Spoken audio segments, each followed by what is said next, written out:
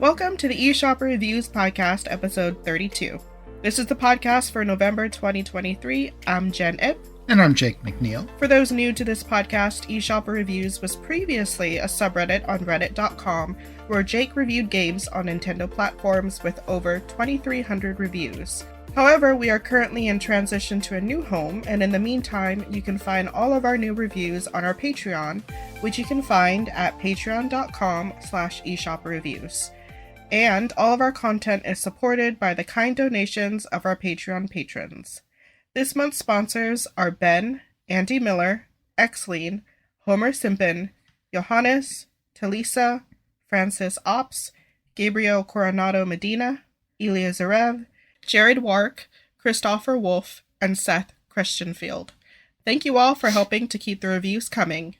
Now on to the patron-voted games, which was a tie. We got ties for both the standard vote and the budget vote. It's always frustrating for the ties because I end up being the tiebreaker. And as much as that puts power back in my hands, I don't want the power in my hands. I want you guys to choose because I want you to feel like you have some ownership over it. And if I'm choosing, I don't want you to feel like you got the short end of the stick. Like, oh, great, he's choosing again. Especially because I'm already choosing the ones that you're voting from. So, I don't know. So, for the standard patron vote in games, we got two games, and I really want to play both of these games, actually. I haven't played either of them, but I'm interested in both. Well, I'm more interested in WarioWare Move It, but the other game is Sonic Superstars. I've heard good things about Sonic Superstars. A lot of people are saying it's kind of another return to form for 2D Sonic, although we kind of had that already in Sonic Mania. And then WarioWare is not out yet as of this recording, but all of the previews that people are putting up online, you know, all the talk about it, seems to be that this is shaping up to be a worthy successor to the Wii game in the franchise, WarioWare Smooth Moves, which I kind of feel might have been the best game in the whole franchise. I don't know, there's a bunch of really good ones there, but Smooth Moves was great.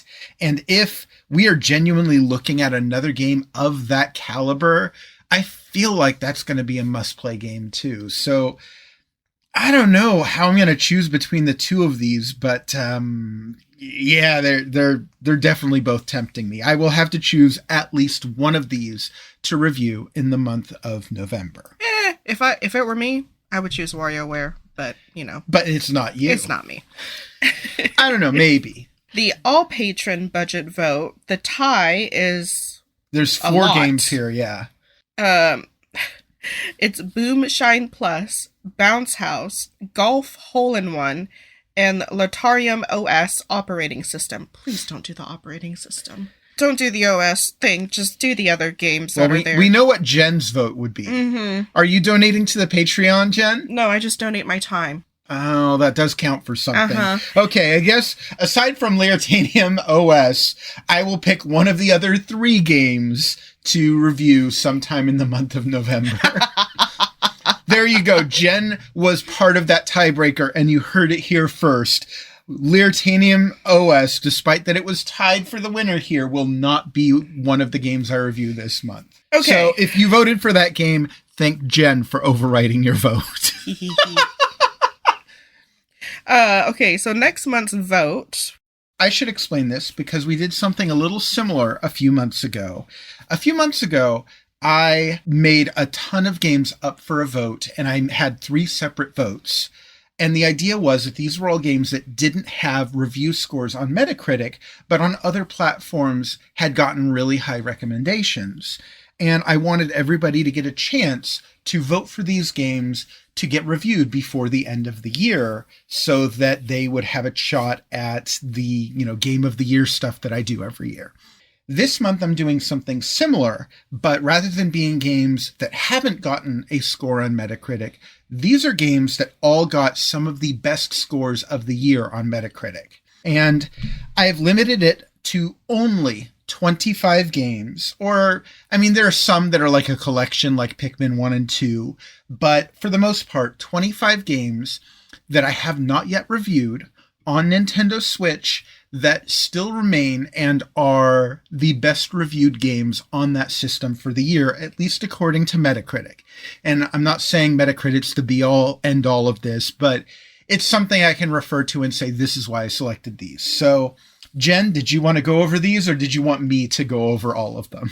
30XX, A Space for the Unbound, Chants of Sonar, Cocoon, Coffee Talk, Episode 2, Hibiscus and Butterfly, Dave the Diver, Disgaea 7, Vows of the Virtuous, Draenus, Dredge, Ghost Pia Season 1, Ghost Trick, Phantom Detective, Hogwarts Legacy, Ib, Jack Janine, Lisa, Definitive Edition, Paranormosite, The Seven Mysteries of Hanzhou, Persona 3 Portable and Persona 4 Golden Bundle, Pikmin 1 and 2 Bundle, Radiant Tale, Shotgun King, The Final Checkmate, The Case of the Golden Idol, The Cosmic Wheel Sisterhood, The Excavation of Hobbs Barrow, The Legend of Nayuta Boundless Trails, and The Making of Karateka.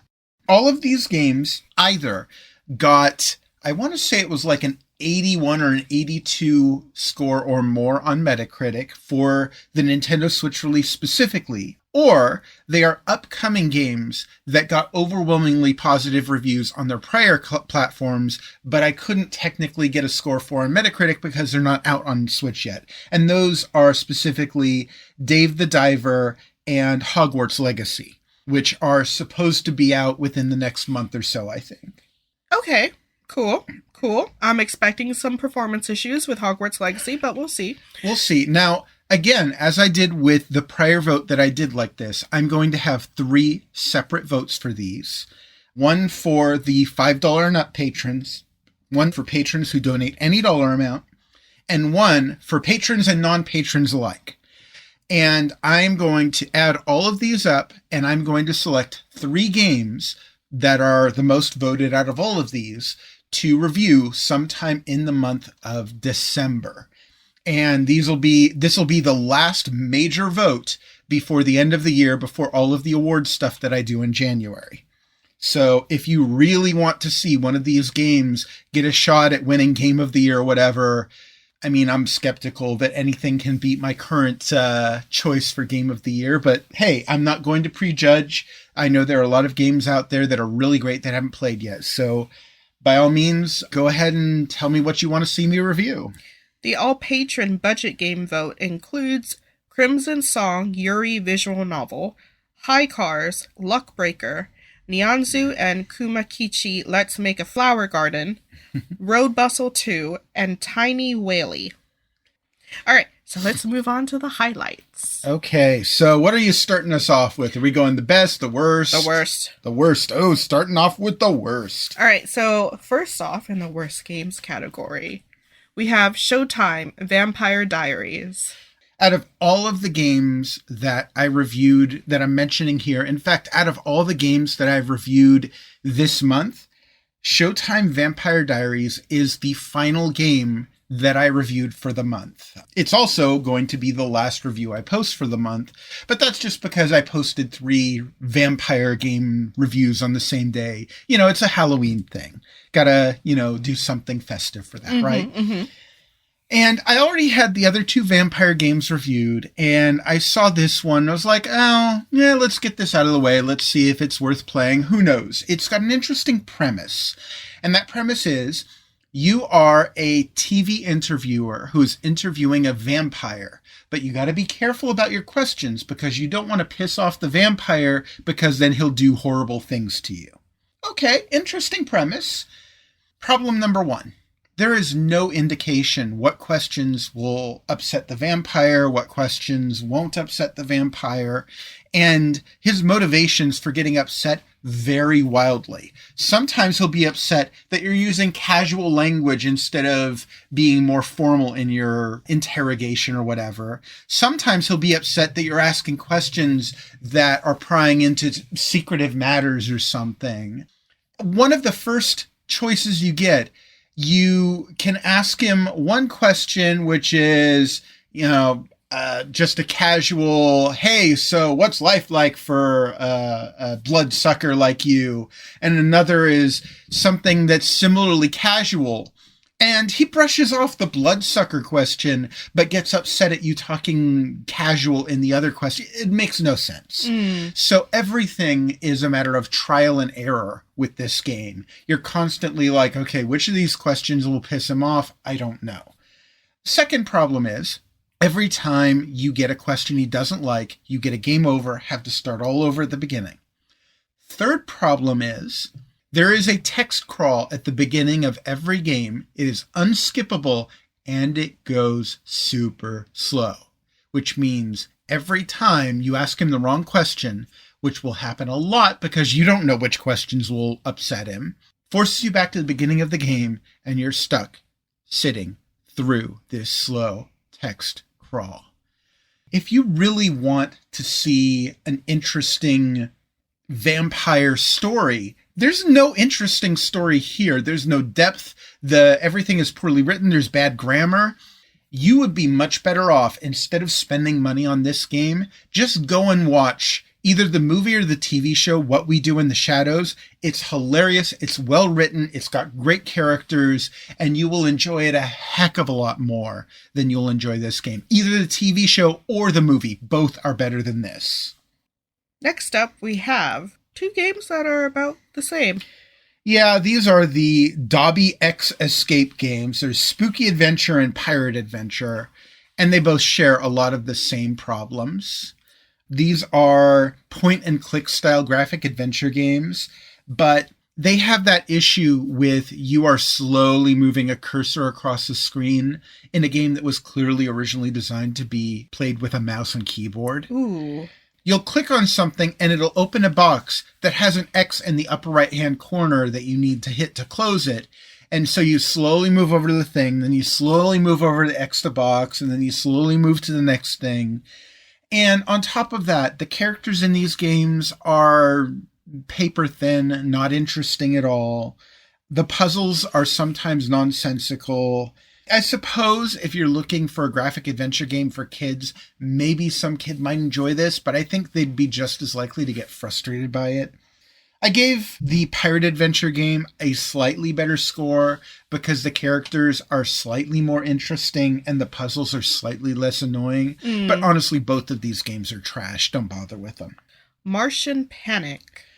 I had to get this game because it has an interesting hook, and that hook is that it's sold in stores with this goofy-looking retro-futuristic ray gun that you slot the Joy-Cons into. If you put batteries into it, you can actually press down the trigger. It lights up and it makes a noise. It's adorable. It's hard to resist that cute little toy. So here's the first problem. Toy is great. I'm not going to say it's not. But it is a $30 package to get the game and the toy. And as cute and fun as that little ray gun toy is, it's not worth $30. No, it's not. But hey, if the game is worth playing, okay, that's fine. That justifies it. The game is terrible. This is a shooting gallery game. It would have been like a light gun game on older game platforms, but this is using the gyroscopic motion control of the Joy-Con to detect your motion, and you're aiming at the aliens and zapping them. The problem is that the Joy-Cons are just not up to this task. They lag behind where you're trying to move them. And since this is very much a time-based game, you're trying to react to the enemies appearing on screen before they shoot you. And it's just lagging behind you so much that it makes it impossible to play. And as much as I find the little ray gun to be adorable and the game is kind of an interesting idea, neither one justifies the price tag. Don't play this one. Don't buy this one. Just get a toy ray gun from a dollar store instead. You'll get more use out of it and it won't cost you $30. Unalive 10 or Unalive 010. Yeah, I don't know. So this is a two-stick shooter and roguelike, and it's ugly, it's monotonous, it has bad hit detection. There's just not much here to latch on to and enjoy. It's just not fun to play. We'll move on to the hidden gems then. All right. Patrick's Parabox. Patrick's Parabox is designed by a developer called Dracneck. And I feel like they have gotten, by this point, a really good track record for making excellent puzzle games. And in particular, this company likes to make games that are the Sokoban style puzzle games. That's games where you're like pushing boxes around, you need to push them into specific spots. Oh, yes. With a lot of those types of games, I mean, that genre is old as heck, and they can get pretty boring if you don't do something interesting with them. But Drachneck always finds interesting new twists for it. And Patrick's Parabox is not much to look at, but it has such an interesting concept that it kind of, the entire game spins on that concept. And that is this: the boxes that you are pushing can themselves be puzzles within the puzzle that you are playing. So you might need to push a box into the box that you're pushing and then go into that box and push the box onto the spot where it needs to go. It gets better. Sometimes the boxes that you're pushing that contain puzzles, the puzzle that it contains is the puzzle that you are in. So it's got kind of an Inception thing going on there where it is within itself. And it's kind of this mind-bending concept that makes for some really clever puzzle design. Again, really great design in this game. And I was just overjoyed with how clever it is. If you are looking for a clever, well-designed puzzle game and you're not too picky about graphics, this one is definitely one that you need to keep your eye on. Shadows over Loathing. I absolutely loved the predecessor to this game, West of Loathing.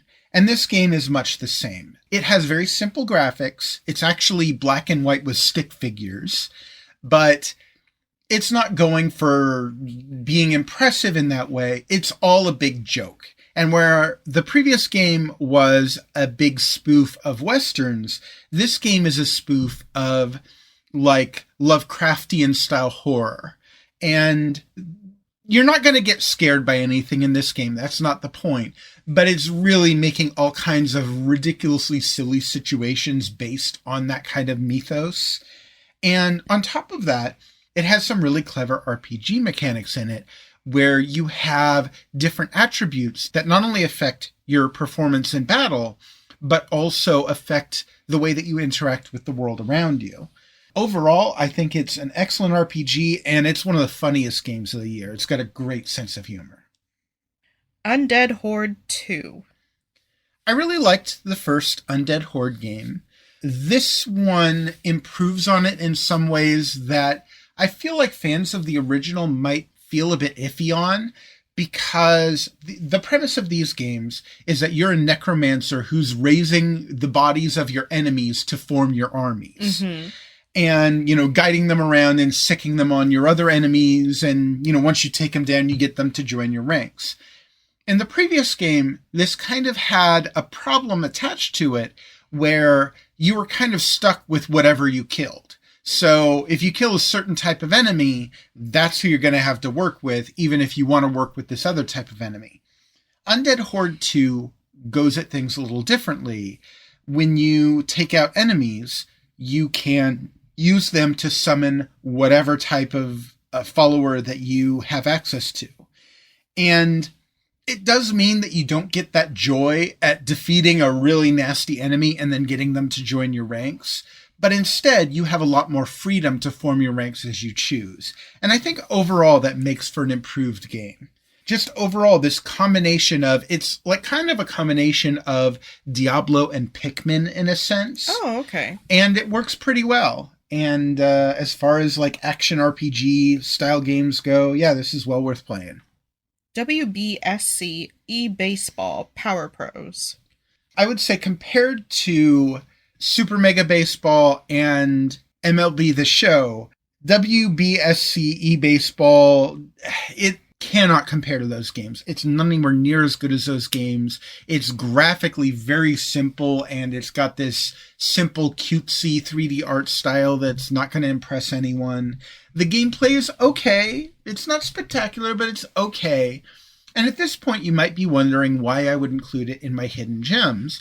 And that is because, unlike those other games which cost $30, $40, $50, $60, they're expensive games, WBSC eBaseball costs $1.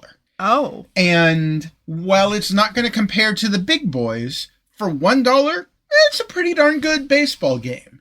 I would say if you have the money, you're better off going with one of those other games.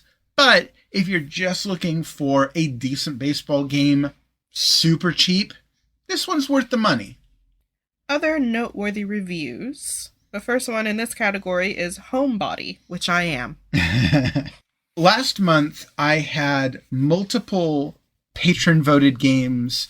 I already mentioned before that I had a vote where I had like 3 games that I was going to pick out of that. Well, I ended up picking a few more than 3 games.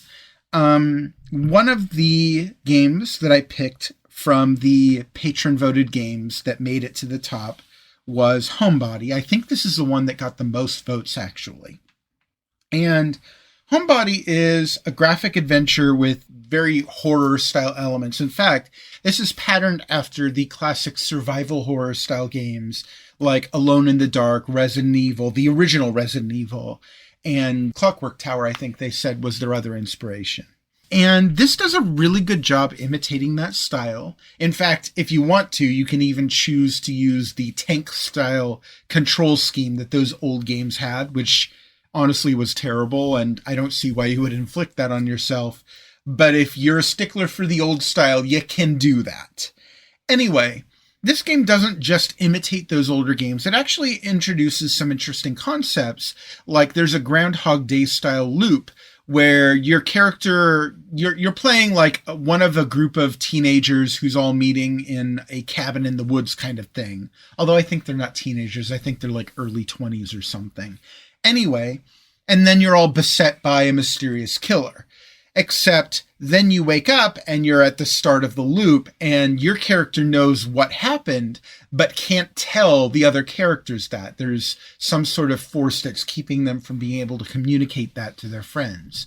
And so in each loop, you're using what you learned in the previous loop to try and survive longer or solve more puzzles or something. Okay. It's clever. It's well done. It's a very good nostalgia trip.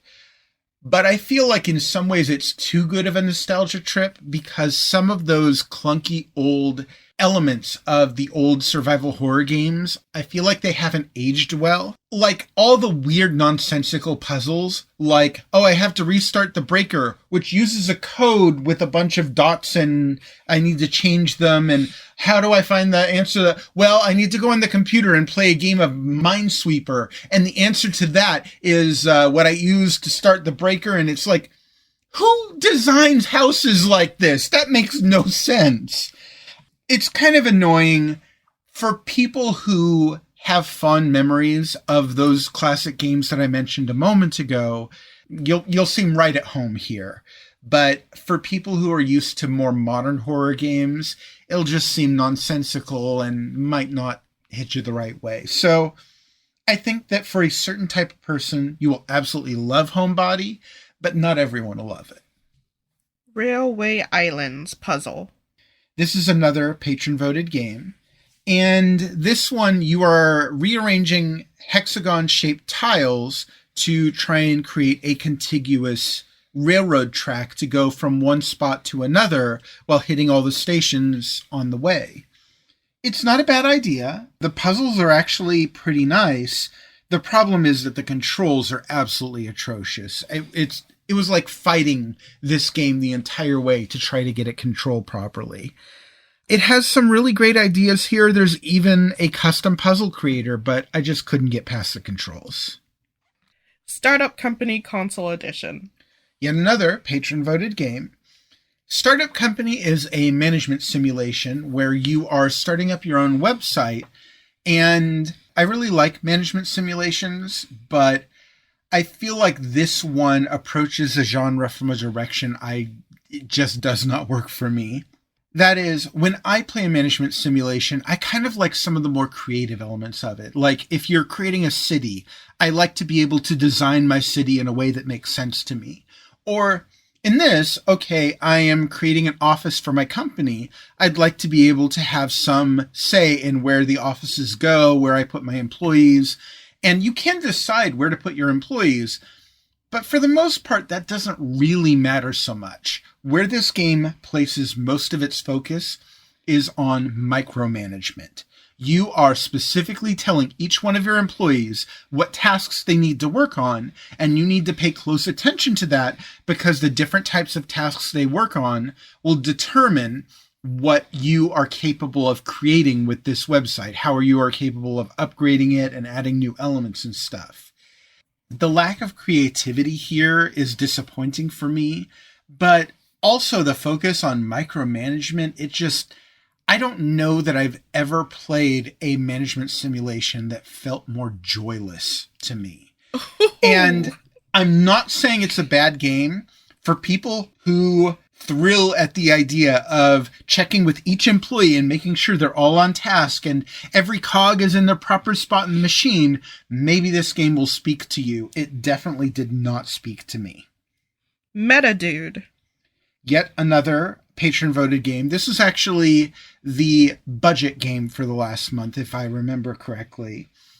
And MetaDude is a visual novel that's laid out like a comic book, where it's following the titular superhero, MetaDude, as he fights various enemies in kind of a virtual reality city.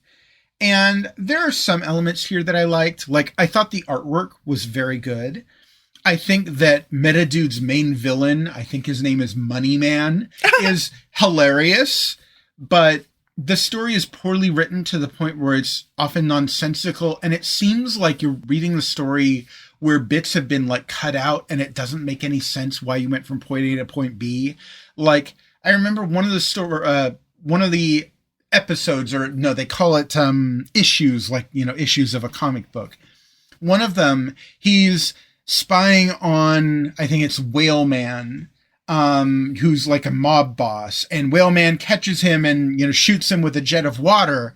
And then in the next panel, he's looking into a thief who's currently stealing something. I'm like, okay, I guess he decided to get the help of the thief to fight this Whaleman guy. No, he's just taking out the thief. And it's like, what about your fight with the other dude? Why are we suddenly focusing on this? It doesn't make any sense. It's poorly written. And on top of that, each issue of the comic here, I think it's like a 6-issue comic, starts with a tile swapping puzzle that's pointless, that slows everything down. And I think that's the only reason those puzzles exist, is to slow things down and make it so you don't just blast through the game in 20 minutes. As much as I like some elements of this game, I cannot recommend it to anyone. On to the best games. Hey, games I can recommend to people. The first one is Wargroove 2. How could I not like Wargroove 2? I mean, it's basically like Wargroove 1, but with some improvements. I think that's the short of it. Is this is very much in the vein of games like Advance Wars. And the original Wargroove was my Game of the Year pick for the year that it came out. And Wargroove 2 is absolutely an improvement on that in multiple ways. But while it is an improvement, it kind of comes across as more of the same. And hey, more of the same is great if the original was good too. And the original was fantastic. So if you like strategy games, and specifically turn-based strategy, this is an absolute must-buy, no question. But if you played the original Wargroove, don't expect this to be like a huge generational leap over the first game. It adds a few elements. It's good. It's just not too far beyond what we already had.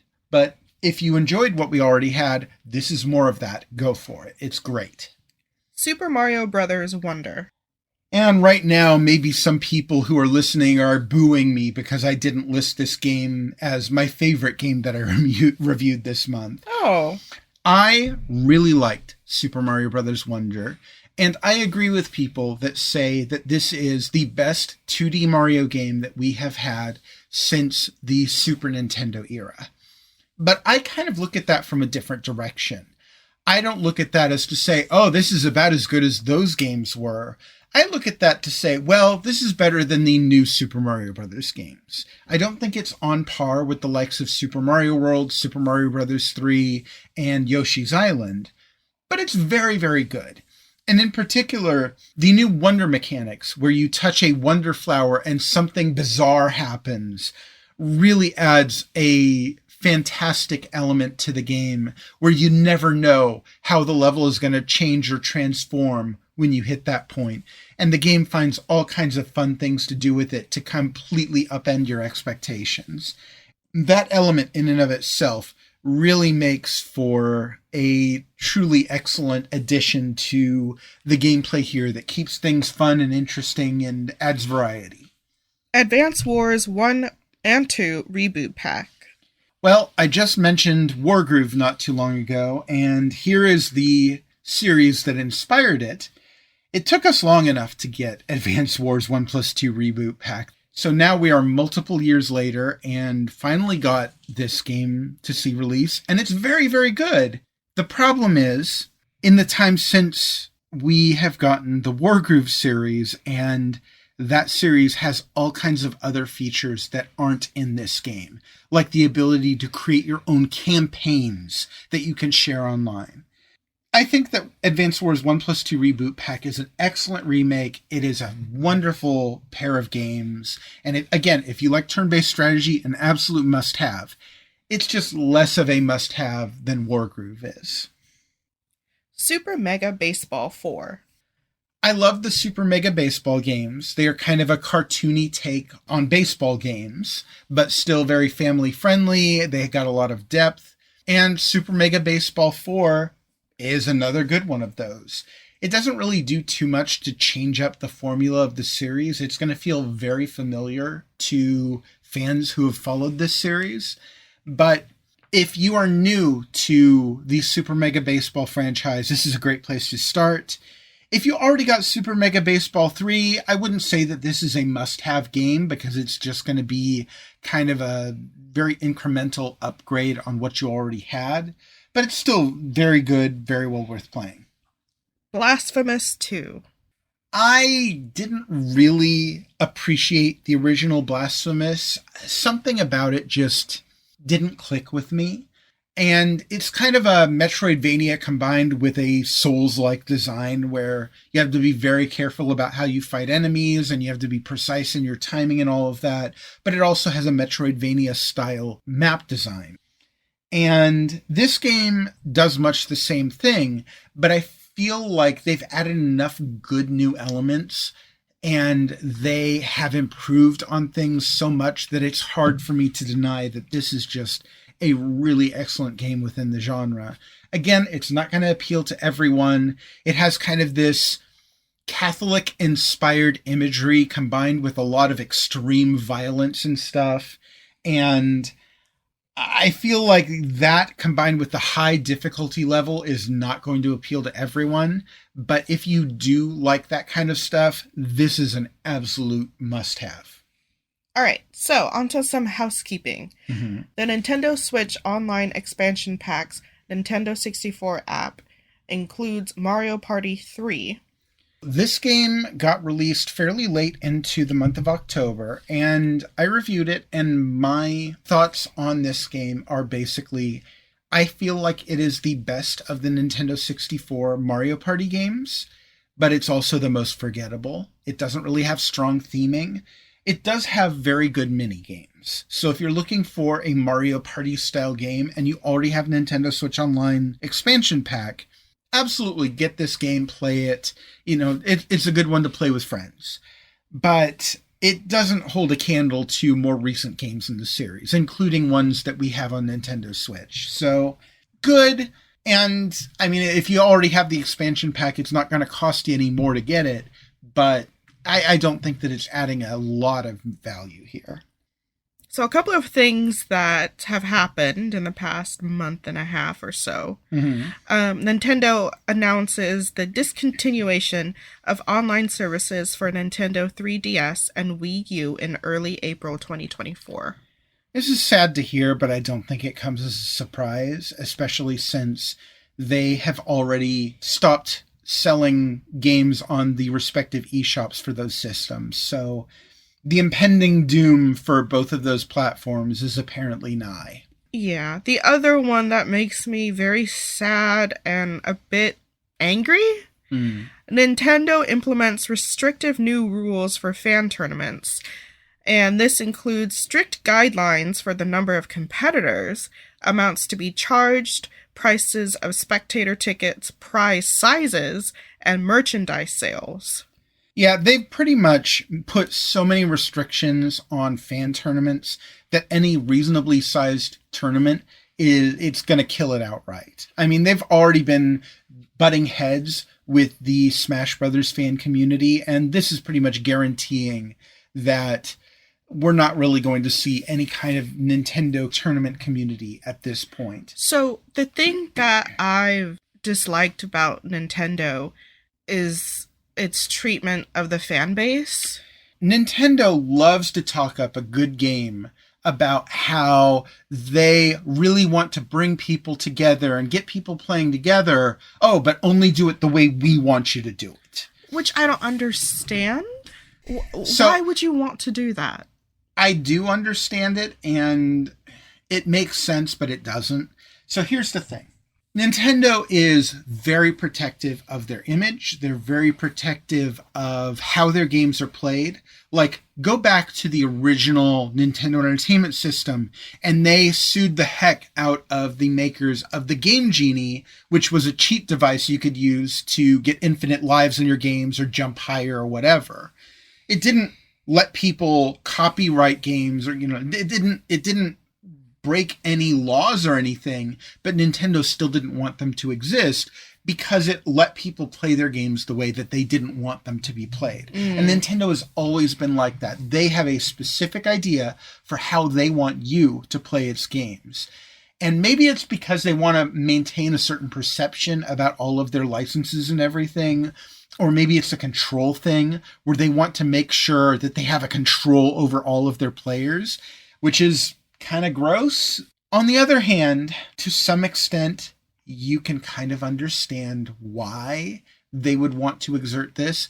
And unfortunately, it's the Smash Brothers community that has shown us why. There has been a lot of nasty behavior by people within the Smash Brothers professional tournament community. A lot of bad conduct, let's say. A lot of bad sexual conduct. There is a reputation amongst Smash Brothers professional players that they don't shower. If you look up online Smash Brothers tournament controversy or something, you'll probably bring up a lot of Nintendo's actions, but scroll down far enough and you'll get to some of the actions of the actual participants in those tournaments, and it'll make you realize why Nintendo wants to have full control over things. Because imagine being some innocent kid going, "Oh, I love that new Nintendo game. It has Mario.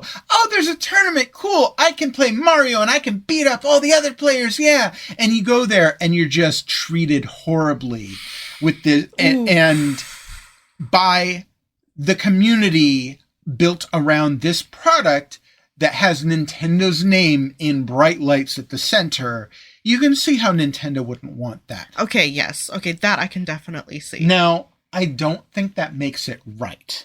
I feel like for most games, like you look at the Street Fighter tournament community, yeah, there's bad behavior that goes on there, but I'm sure that all the tournament organizers and Capcom try their best to discourage that, but don't discourage the tournaments themselves, because the tournament community is a part of their community. It's fostering goodwill amongst their players.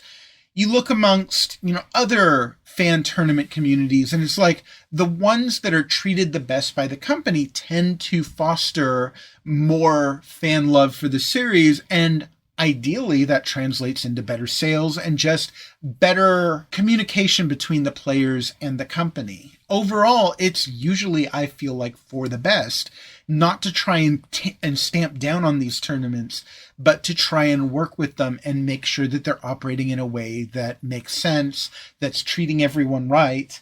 And Nintendo is very much going in the direction of authoritarianism here, I feel. And yeah.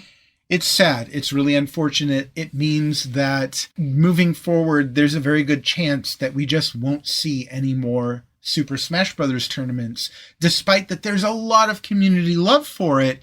but nobody wants to mess with it because Nintendo themselves have made it just impossible to run a tournament for their games. Activision Blizzard King joins Xbox, and Bobby Kotick is leaving at the end of 2023. Hey, we did it! Except we didn't, and what it isn't exactly like a huge celebration point, I feel like. Okay, so first of all, even though this is Xbox buying Activision Blizzard, I do feel like it's worth mentioning here because Activision Blizzard does release a good number of games on Nintendo platforms. Like, just off the top of my head, we got Diablo 2, Diablo 3, Overwatch, Overwatch 2, we got the Spyro trilogy, we got Crash Bandicoot, we got, there are all kinds of games that Activision Blizzard has released on Nintendo Switch. And this purchase, I feel like, doesn't necessarily bode well for Nintendo Switch fans who want to play Activision Blizzard games. The folks at the head of Microsoft have been saying, oh, we want to see Call of Duty come to Nintendo Switch. And yeah, that might happen. I mean, it seems like Microsoft is dedicated to making that happen. Whether that comes to Nintendo Switch or the next Nintendo platform, I don't know. But they're not saying, oh, we're going to make sure that all of Activision Blizzard games go to all of the platforms. Mm-hmm. And it would be silly if they did, because you don't buy, if you're a platform holder, you don't buy a major company only to keep making games for everyone. No, you do like what they did for Starfield, where they said, okay, now that we own Bethesda, Starfield is with us. You have to come to us to play that. Mm. I mean, that makes sense. They bought the company. It's their right to do so.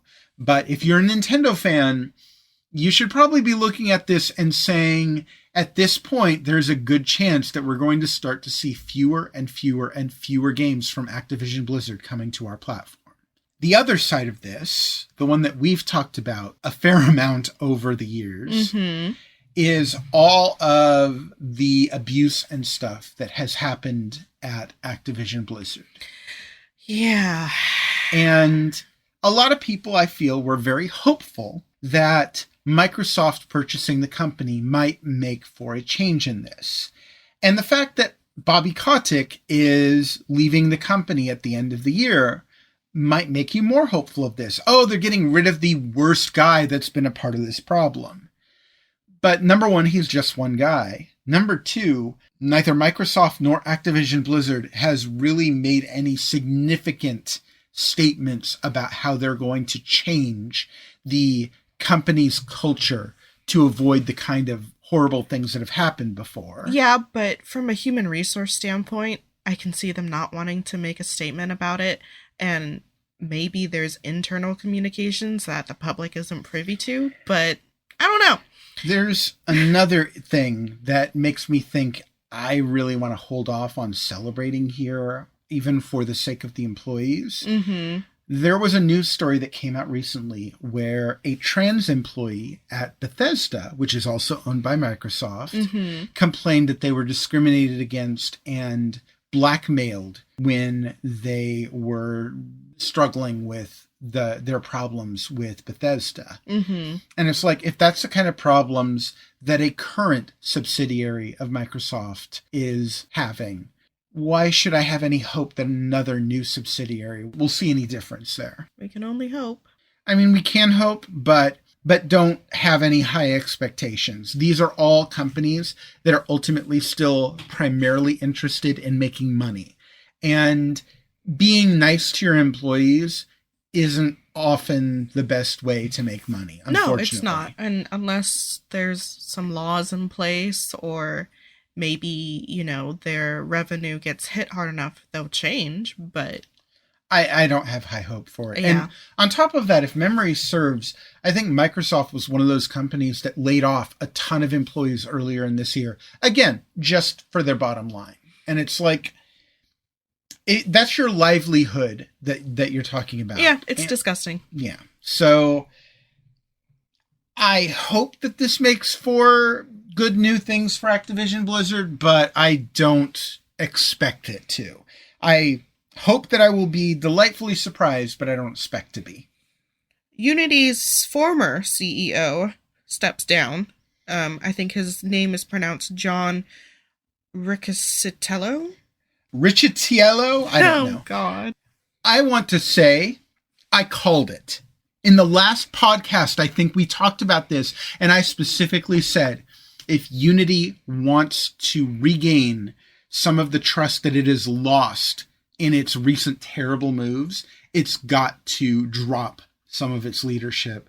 And here we have pretty much exactly that. Now, does this mean that they've earned back all that respect that they lost? No, I don't. Absolutely not. No, because developers are undoubtedly still looking at them and going, it wasn't just this one man who made this decision in a vacuum. All the other executives would have signed off on this. What's to stop them from doing exactly the same thing again? Not much. They haven't made any significant statements or promises not to enact further changes. So I feel like if you are a Unity designer, or if you're a designer working in Unity, you still have a lot to be concerned about. And this change is a good start. Losing the worst actor in this entire situation is definitely a good sign, but it's the first step in a multi-step process. Yep. That culture will still remain, whether with the CEO leaving. There's still other top management that's there, and they probably created that culture in the first place. So it's, I still do not blame any developers or publishers who don't want to go back to Unity. I mean, I know for a lot of them, they just don't have a choice. If you have already designed most of your game in Unity, it's not like you can just copy paste it into another engine. Nope, but you can't. It's unfortunate. It's definitely going to make you think twice about starting your design in Unity for your next game. 5 former Ubisoft executives arrested after sexual harassment investigation. Ubisoft, we've long known that they have been housing offenders. Mm-hmm. And there's still the CEO there who has been protecting sexual harassers this entire time. So this is no surprise. And I don't feel like the arrest of these employees are going to make much of a difference. We still need to see a major shakeup in that company for me to regain faith that they have improved. And I don't have that faith yet. In lighter news. Yes, please. Mario and Luigi in Super Mario Bros. Wonder is now voiced by Kevin Afghani. When I played Super Mario Bros. Wonder, I did notice the voice change. I didn't notice in the original trailer, but when I was playing the game, it does sound a little different, but not so different that it's distracting. Mm-hmm. Kevin Afghani comes in to replace Charles Martinet, who has voiced the character for decades. And I feel like he does a pretty good job with it. Martinet voiced Mario, Luigi, Wario, and Waluigi in the Mario franchise games. And in Super Mario Bros. Wonder, he voices Mario and Luigi. I don't know if they're going to stick with Afghani for future games or if they're going to go to someone else. But it sounds like if they decide to stick with Afghani, they've got someone who's fully capable of it. For those who are wondering, Afghani's previous roles have included Arnold in the Genshin Impact game and Raditz in Dragon Ball R&R, which are two things that I have zero familiarity with, so I can't comment on. I don't know, Jen, do you watch Dragon Ball R&R? No. No, I do not. Can't give us the inside scoop on Raditz? Nope. Well, then I guess we'll end it there.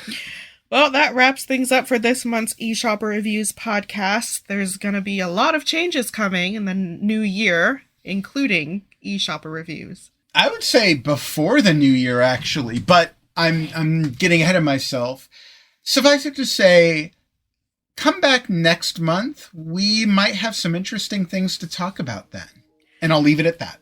All right. Well, we want to say thank you to all of our patrons on Patreon for contributing. Patreon donors are the first ones to gain access to these podcasts.